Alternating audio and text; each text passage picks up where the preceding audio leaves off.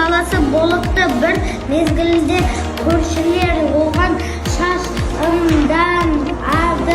Senin балаларың bir кем бірді мазақ қылды.